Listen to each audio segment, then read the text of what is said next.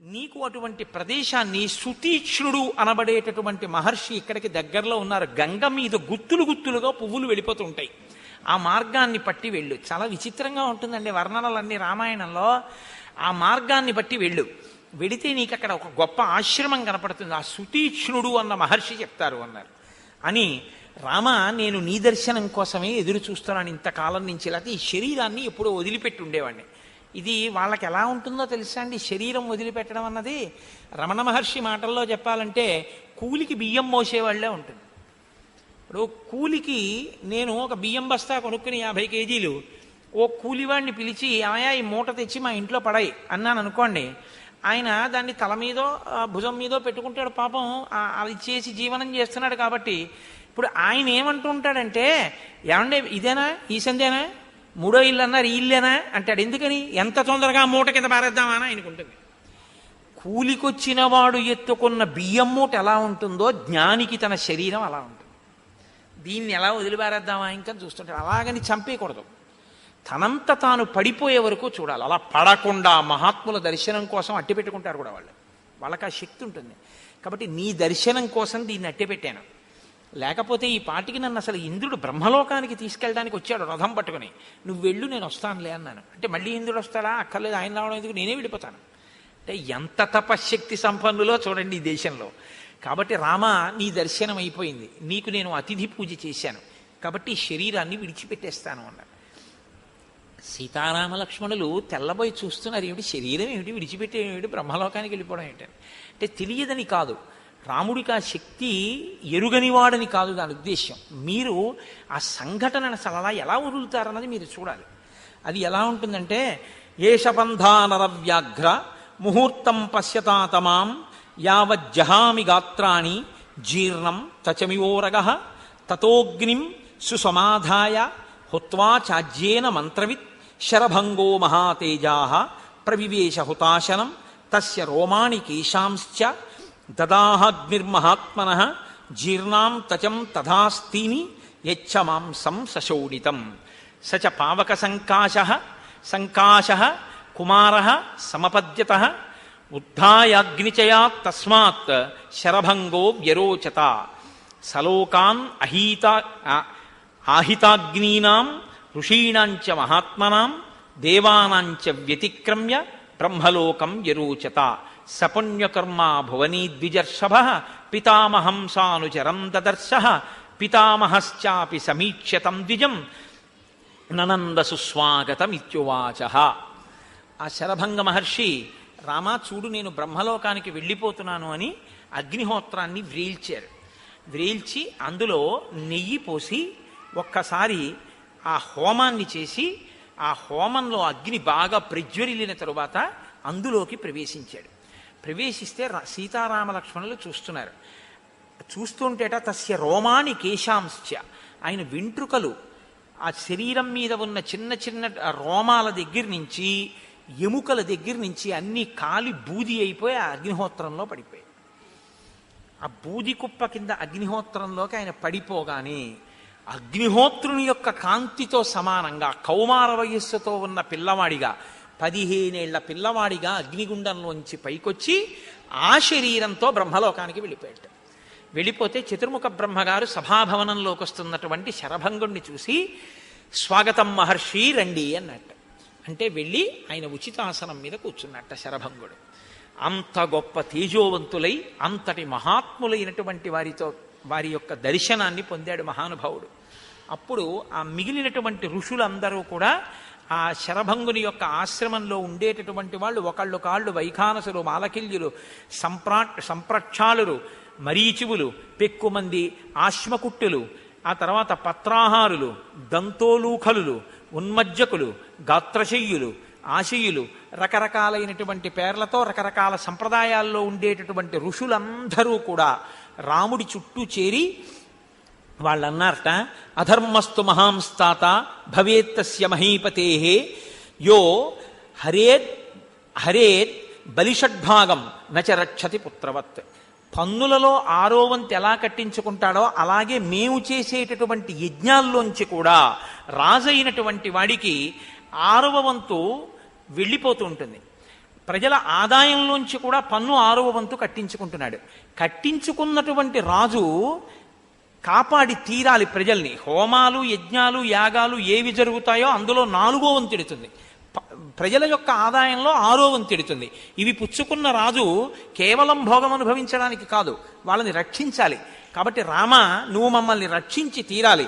యత్కరోతి పరం ధర్మం మునిర్మూల ఫలాశన తత్ర రాజ్ఞశ్చతుర్భాగ ప్రజాధర్మేణ రక్షత. మా తపస్సులో 4వ భాగాన్ని ఉత్తినే పుచ్చుకోకూడదు, మమ్మల్ని రక్షించి పుచ్చుకోవాలి. కాబట్టి నాయన, ప్రత్యేకించి ఈ పంపా సరోవర ప్రాంతంలో మందాకిని నదీ తీరంలో ఉండేటటువంటి వాళ్ళని, చిత్రకూట పర్వతం మీద ఉండే వాళ్ళని రాక్షసులు విపరీతంగా వేధిస్తున్నారు. మేమందరం కూడా తతస్వాం శరణార్థంచ శరణ్యం సముపస్థితా పరిపాలయనో రామ వధ్యమానాన్ నిశాచరై. మేము శరణాగతి చేస్తున్నాం, నువ్వు వాళ్ళందరినీ కూడా మట్టు పెట్టి మమ్మల్ని కాపాడవలసింది. అంటే రాముడు అన్నాడు, నైవమర్హదమాం వక్తుం ఆజ్ఞాప్తోహం తపస్వినాం. మీరు నన్ను అర్థించకూడదు, మీరు నన్ను ఆజ్ఞాపించాలి. కాబట్టి తప్పకుండా నేను మిమ్మల్ని కాపాడి తీరుతాను. బహుశా దశరథ మహారాజు గారు నన్ను అరణ్యవాసానికి పంపించడం అనేటటువంటి ఈ కోరిక యాదృచ్ఛికంగా, అంటే దైవము యొక్క అనుగ్రహంగా ఈ రాక్షస సంహారానికి, మిమ్మల్ని రక్షించడానికే వచ్చిందేమో. కాబట్టి నేను తప్పకుండా మిమ్మల్ని రక్షిస్తాను అని ఆ తాపసులందరినీ తీసుకుని సుతీక్ష్ణుని యొక్క ఆశ్రమానికి వెళ్ళారు. ఆ ఆశ్రమం, దాని శోభ చూసి ఎంతో సంతోషించారు. ఆయనకి నమస్కరించారు, కూర్చోబెట్టారు, కందమూలాలు ఇచ్చారు, అక్కడే స్నానాలు చేశారు. ఆ రాత్రి అక్కడే వసించారు. ఆ సుతీక్ష్ణుని యొక్క వైభవాన్ని చూశారు. ఇక్కడికి గుంపులు గుంపులుగా మృగాలు వస్తుంటాయి, అవి వచ్చి వెళ్ళిపోతుంటాయన్నారు. రామా, నువ్వు ఇక్కడే ఉండు 14 ఏళ్ళు అన్నారు. నేను ఇక్కడ ఉంటే అప్పుడప్పుడు మిమ్మల్ని ఇబ్బంది పెడతాయేమోనని నేను మృగములను నా బంగారు పొందులున్న బాణాలతో సంహారం చేస్తే మీ మనసుకి ఖేదం కలగచ్చు, కాబట్టి నేను వేరొక ప్రాంతంలో ఉంటానన్నారు. ఆయన దగ్గర సెలవుబుచ్చుకున్నారు. ఆ మహర్షులందరితోటి కలిసి రాముడి వెనక ఈ ఋషులందరూ బయలుదేరారు. అందరూ కలిసి దండకారణ్యంలో వెడుతున్నారు. వెడుతుంటే సీతమ్మంది రాముడితోటి, ఈ సంభాషణ చాలా గొప్ప సంభాషణ అండి. ఆవిడంది, అయం ధర్మ సుసూక్ష్మేణ విధినా ప్రాప్యతే మహాన్ నివృత్తేన తు శక్యోయం వ్యసనాత్ కామజాదిహ. చాలా సూక్ష్మ బుద్ధితో చూస్తే కామజములైనటువంటి వ్యసనముల నుండి బయటపడి మనిషి నిలబడడం అన్నది చాలా కష్టం. 3 వ్యసనములు మనుష్యుల్ని బాధిస్తుంటాయి. త్రీణ్యేవ వ్యసనాన్యాత్ర కామజాని భవంత్యుత మిథ్యావాక్యం పరమకం తస్మాద్గురుతరావుభౌ పరదారాభిగమనం వినా వైరం చ రౌద్రత మిథ్యావాక్యం నతే భూతం న భవిష్యతి రాఘవ కుతోభిలాషణం స్త్రీణాం పరేషాం ధర్మనాశనం స్వదార నిరతస్త్వం చ నిత్యమేవ నృపాత్మజ ధర్మిష్ట సత్యసంధశ్చ పితుర్నిర్దేశకారక సత్యసంత మహాభాగ శ్రీమన్ లక్ష్మణపూర్వజ త్వయి సత్యంచ ధర్మశ్చ త్వయి సర్వం ప్రతిష్ఠితం. రామ, 3 వ్యసనములు మనిషిని బాధ పెట్టేటటువంటివి. మొట్టమొదటిది, అన్నిటికన్నా భయంకరమైంది అసత్యాన్ని మాట్లాడడం. రెండోది, పరస్త్రీ యందు వ్యామోహాన్ని కలిగి ఉండడం. మూడవది, ఏ క్రోధము పొందడానికి అవకాశం లేకుండా, కారణం లేకుండా, తగినంత కారణం లేకుండా అవతల వాళ్ళ మీద తను పగ పెంచుకోవడం. రామ, మీరు అసత్యం ఆడరు అన్న విషయం లోకవిదితం. మీరు ఎన్నడూ అసత్యం ఆడరు. మీకు పరదారుల యందు అనురక్తి కూడా లేదు. మీకంటూ అనురక్తి ఉంటే ఒక్క స్వభార్య యందు, నా యందు మాత్రమే ఉంది. మీరు ఏకపత్ని వ్రతులు, నాకు తెలుసు. కానీ నాకు ఒక విషయం అనిపిస్తోంది, ఇవాళ మీలో నిష్కారణంగా మీతో వైరం పెట్టుకోవడానికి, లేదా మీరు వైరం పెట్టుకుని రౌద్ర ప్రవృత్తి చూపించడానికి తగిన కారణం లేని వారి యందు మీరు కోపంతో ఉన్నారేమో, మీరు తప్పు చేస్తున్నారేమో అని నాకు అనిపిస్తోంది. ఎందుచేతనంటే, రాక్షసులు మీకేం అపకారం చేశారు? వాళ్ళు మీ జోలికి ఏమైనా వచ్చారా? వాళ్ళేం రాలేదు. మీరిప్పుడు అరణ్యానికి ఎందుకు వచ్చారు? 14 సంవత్సరములు వనవాసానికి వచ్చారు. వనవాసానికి వచ్చిన వారు ఏం చెయ్యాలి? తపస్సు చేస్తూ గడపాలి. మీరేం చేస్తానంటున్నారు? ధనస్సు బాణాలు పట్టుకొచ్చారు. పట్టుకొచ్చిన వారు ఏం చేస్తున్నారు? రాక్షస సంహారం చేస్తానని మునులకు మాటిచ్చారు. ఇప్పుడు మునులకు మాటిచ్చానని చెప్పి మీరు క్రూర మృగాల్ని చంపి రాక్షసుల్ని చంపితే వాళ్ళు మీ మీద కక్ష పెట్టుకుంటారు. కక్ష పెట్టుకున్న తర్వాత ఈ పరిణామాలు ఎక్కడికి వెడతాయో మనకి తెలియదు. మీరు అసలు ఈ ధనస్సు బాణాలు ఎందుకు పట్టుకురావాలి? ఇవి పట్టుకురావడం వల్లే మీకు నేను అభయం ఇస్తున్నాను, మిమ్మల్ని నేను కాపాడతాను, ఆ రాక్షసుల్ని చంపుతాను అని మీకు అపకారం చెయ్యని రాక్షసుల ఎడల మీరు రౌద్ర ప్రవృత్తిని పెంచుకుంటున్నారు. కాబట్టి ఈ ధనుర్బాణాల్ని పక్కన పెట్టేసి మీరు తాపసిగా జీవితాన్ని గడిపితే బాగుంటుంది. రాక్షస సంహారం మీకెందుకు రామా, ఎందుకు మాట ఇచ్చినట్టు మీరని అడిగింది. అడుగుతూ ఆవిడంది, నేను మీతో ఒక మాట చెప్తాను, ఈ 14 ఏళ్లు పూర్తయి అయోధ్యకు మళ్ళీ వెళ్ళిపోయిన తర్వాత ధనుర్బాణాలని పట్టుకోండి. పురాకిల మహాబాహో తపస్వి సత్యవాక్చుభి. పూర్వకాలంలో ఒక మహానుభావుడు సత్యసంధుడు ఒక ఆయన తపస్సు చేసుకునేవాడు. ఆయన తపస్సుని భగ్నం చెయ్యాలి అని ఇంద్రుడు అనుకున్నాడు. ఇంద్ర శచీపతి తస్యైవ తపసో విఘ్నం ఖడ్గపాణి రథా గచ్చత్ ఆశ్రమం భటరూపధృత్. ఒకనాడు ఒక రథంలో ఒక భటుడి రూపంలో వచ్చి గబగబా ఆశ్రమంలోకి వెళ్ళి ఒక కత్తి ఒకటి పట్టుకెళ్ళి ఆ తపస్సు చేసుకుంటున్నటువంటి వ్యక్తికి ఇచ్చాడు. ఏమీ లేదంటే, నాకు కొద్దిగా ఆపద వచ్చింది, ఈ ఖడ్గం నా దగ్గర ఉండకూడదు, కొన్నాళ్ళు మీ దగ్గర ఉంచండి, మళ్ళీ వచ్చి తీసుకుంటాను, జాగ్రత్త సుమా అని దాన్ని అక్కడ న్యాసంగా పెట్టాడంటే కొన్నాళ్ళు అక్కడ ఉంచమని చెప్పి తాను వెళ్ళిపోయాడు ఇంద్రుడు. ఈయన ఏం చేశాడంటే, ఆయన మళ్ళీ వచ్చి కత్తి ఎప్పుడు అడుగుతాడో అని తపస్సు చేసుకుంటూ ఆ కత్తి ఎవరైనా పట్టుకుపోతారేమో దాని మీద చెయ్యేసి తపస్సు చేయడం మొదలుపెట్టాడు.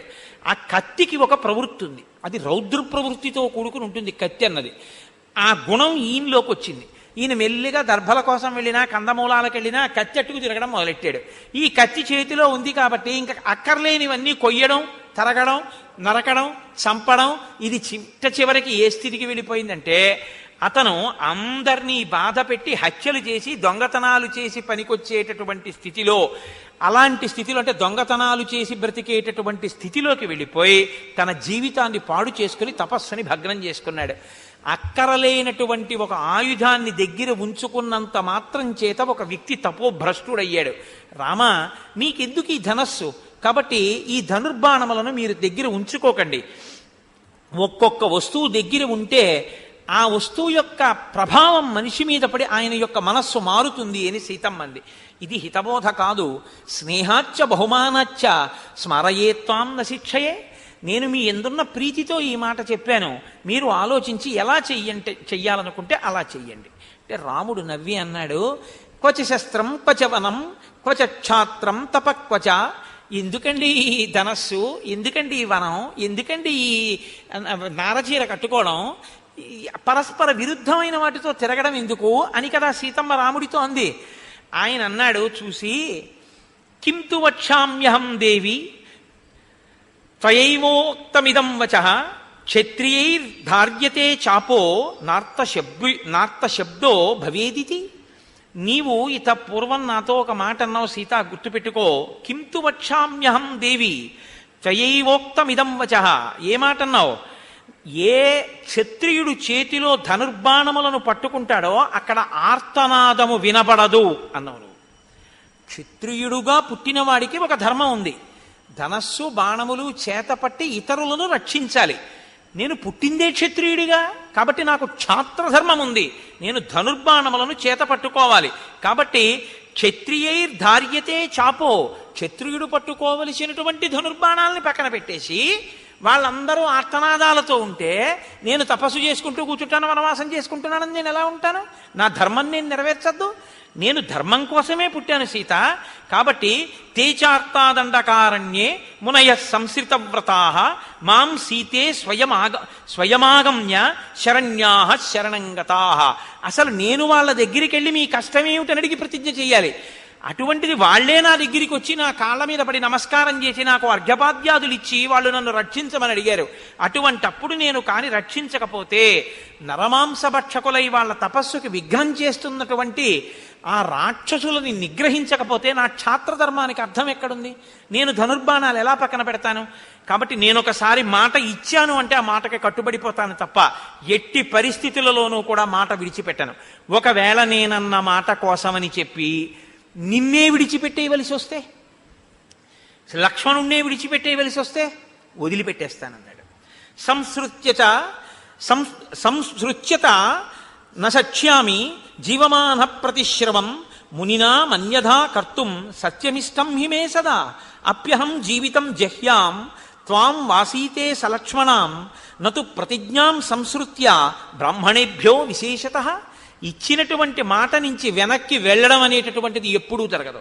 అందులో తాపసులైనటువంటి బ్రాహ్మణులకు ఇచ్చిన మాట నుంచి నేను వెనక్కి తిరుగుతానా? ఒక్కనాటికి అటువంటి పని జరిగేటటువంటిది కాదు. కానీ నువ్వు మమ స్నేహాచ్య సౌహార్దాత్, నా యందు ఉన్నటువంటి స్నేహము చేత సౌహార్దము చేత ఈ మాటలు చెప్పడం నీకు ఎంతైనా యుక్తంగా ఉంది, కాబట్టి నేను రాక్షస సంహారం చేస్తాను, బ్రాహ్మణుల్ని తాపసుల్ని రక్షిస్తాను. మీరు ఈ విషయాన్ని ఒకటి గుర్తుపెట్టుకోవాలి. సీతమ్మ అమాయకురాల ఈ మాట లేదు. అన్న మాటకి కట్టుబడి ఉంటాననేటటువంటి లక్షణాన్ని బాగా ప్రజ్వలింపచేసింది రామచంద్రమూర్తి యందు. ఈ మాటే రేపు రావణ సంహారం చేయిస్తుంది. ఎందుకంటే ఒక చిన్న నిప్పురవ్వ ఉందనుకోండి, ఊది ఊది ఊది ఊది దాని మీద ఊక వేసి దూది పెట్టి చేస్తే జ్వాల రేగుతుంది. అలా రాముడన్న మాట కాకతాళీయం కాదు, బాగా గుర్తు పెట్టుకున్నవాడు తన ధర్మమునందు నిలబడేటట్టు చేసింది సీతమ్మ. అది ఆవిడ పాతివ్రత్య లక్షణం. అగ్రత ప్రయయౌ రామ సీతామధ్యే సుమధ్యమ పృష్ఠతస్తు ధనుష్పాణి లక్ష్మణో అనుజగామః. ముందు రాముడు నడుస్తున్నాడు, మధ్యలో సీతమ్మ నడుస్తోంది, వెనక లక్ష్మణమూర్తి నడుస్తున్నారు. వాళ్ళు ఆ దండకారణ్యంలో తిరుగుతున్నారు. ఒక చోటికి వెళ్ళేటప్పటికీ ఒక పెద్ద సరస్సు కనపడింది. ఆ సరస్సు లోపల వీణానాదం వినపడుతోంది, మృదంగధ్వనులు వినపడుతున్నాయి, నాట్యం చేసినటువంటి శబ్దాలు వినపడుతున్నాయి. ఆయన తనతో వచ్చినటువంటి ధర్మభృత్ అనబడేటటువంటి ఒక ఋషిని అడిగాడు, ఏమిటి సరోవరం లోపల నుంచి ఇవన్నీ వినపడుతున్నాయి ఏమిటి అని అడిగాడు. అడిగితే ఆయన అన్నాడు, తత ప్రవ్యధితా సర్వే దేవాః సాగ్ని పురోగమాః అబ్రువన్ వచనం సర్వే పరస్పర సమాగతాః. ఇక్కడ పూర్వకాలంలో మాండకర్ణి అనబడేటటువంటి ఒక ఋషి గొప్ప తపస్సు చేశాడు. ఆయన అంత తపస్సు చేస్తే అగ్నితో కలిసి కొంతమంది దేవతలకి భయం వేసింది. ఎందుకు భయం వేసింది అంటే, ఈయన ఇలాగే తపస్సు చేస్తే దిక్పాలకుల పదవిలోకి ఆయన వస్తాడని. కాబట్టి ఆయన తపస్సు ఎలా పాడు చెయ్యాలి అని ఆలోచించారు. ఆలోచించి వాళ్ళందరూ కలిసి ప్రధానాప్సరస పంచ విద్యుచ్చలిత వర్చస, మెరుపు తీగలు ఎలా ఉంటారో అటువంటి 5 అప్సరసలని పంపించారు. వారి యందు కామమోహితుడయ్యాడు ఋషి. అయి తను తన తపశ్శక్తితో యవనాన్ని తెచ్చుకున్నాడు. తెచ్చుకుని పైకి కనపడకుండా ఈ సరోవరం లోపల ఒక గొప్ప సౌధాన్ని నిర్మించాడు తపశ్శక్తితో. ఆ 5 ఎప్పుడూ భోగాన్ని అనుభవిస్తూ ఉంటాడు. ఆ శబ్దములే వినపడుతూ ఉంటాయి. ఇది మాండకర్ణి యొక్క వృత్తాంతము అని చెప్పారు. ఇది కొంచెం ఆశ్చర్యకరంగా ఉంటుంది. ఇది ఎందుకు చెప్పవలసి వచ్చిందో తెలుసా అండి? తన తపస్సుని బ్రహ్మలోకం వరకు వెళ్ళడానికి వీలుగా ఉపయోగించుకుని జితేంద్రియులైనటువంటి మహాపురుషులు కొందరు తన తపస్సుని మళ్ళీ యవ్వనం తెచ్చుకోవడానికి ఉపయోగించుకుని వచ్చినటువంటి అప్సరసలతో భోగం అనుభవించడానికి నీటి కింద సౌధం కట్టుకుని తపస్సు పాడు చేసుకున్న వాళ్ళు కొందరు. తపస్సు చెయ్యడం ప్రధానం కాదు, తపస్సు చెయ్యడానికి ఏ లక్ష్యంతో బయలుదేరావో ఆ లక్ష్యాన్ని నువ్వు చిత్తశుద్ధితో పొందడానికి కావలసినటువంటి ధృతితో నిలబడగలగడం కూడా ప్రధానంగా ఉంటుంది. ఇది ఎంతమందిలో ఎలా ఉంటుందో, ఎలా ఎలా కదిలిపోతూ ఉంటారో చూపిస్తూ ఉంటుంది రామాయణం. కాబట్టి రామచంద్రమూర్తి ఇలా తిరుగుతున్నారట. తిరుగుతుండగా 10 సంవత్సరాలు పూర్తయిపోయింది అరణ్యవాసం. ఆయన మళ్ళీ సుతీక్ష్ణుని యొక్క ఆశ్రమానికి వెళ్ళారు. అక్కడ కొంతకాలం ఉన్నారు. ఉన్న తర్వాత నాకు అగస్త్యాశ్రమాన్ని దర్శించాలని ఉంది, కాబట్టి నాకు దాని దారి చెప్పండి అన్నారు. నాయన, ఇదిగో ఫలానా విధంగా వెళ్ళినట్టయితే నీకు ముందు అగస్త్య భ్రాత యొక్క ఆశ్రమం కనబడుతుంది. అగస్త్యుని యొక్క సోదరుడికి పేరేమిటో లేదు రామాయణంలో. అగస్త్య భ్రాత అంటే లోకంలో అపారమైన కీర్తి గణించినటువంటి వాడికి తమ్ముడుగా ఉంటే ఇంకా ఆయన పేరు లోకంలో ప్రకాశించారు. ఫలానా ఆయన తమ్ముడండి అంటారు అంతే. అగస్త్య భ్రాత అన్న పేరుతో ఆశ్రమం ఉంది అంటే అగస్త్యుడు ఎంత గొప్పవాడో మిమ్మల్ని ఊహించమని దాని అర్థం. కాబట్టి ఇప్పుడు ఆయన ఆ అగస్త్య భ్రాత ఉన్న ఆశ్రమం వైపుకి వెడుతున్నారు రామలక్ష్మణులు సీతమ్మతో కలిసి. వెడుతూ రాముడు అంటాడు అగస్త్యుడి యొక్క గొప్పతనం గురించి చెప్తూ, తస్యేదమాశ్రమ పదం ప్రభావాద్యస్య రాక్షసై దిగియం దక్షిణాత్రసాత్ దృశ్యతే నోపభుజ్యతే. దక్షిణ దిక్కుకి వచ్చి అగస్త్యుడు ఉన్న కారణంగా రాక్షసులు అసలు ఇటువైపుకి రావడానికి భయపడిపోతున్నారు. అంతటి గొప్ప తేజోవంతుడు అగస్త్యుడంటే. మహానుభావుడు. ఈ అగస్త్యుడు ఎక్కడున్నాడో అక్కడే నేను మిగిలినటువంటి కాలాన్ని గడిపేద్దాం అనుకుంటున్నాను. వాతాపి ఇల్వలుడు అని 2 రాక్షసులు ఉండేవారు ఒకానొకప్పుడు ఈ మార్గంలో. ఆ వాతాపి ఇల్వలుడిలో వాతాపిని ఒక మేక కింద మారుస్తూ ఉండేవాడు ఇల్వలుడు. ఆ కాలంలో ఆ యుగంలో లక్షణం ఏమిటంటే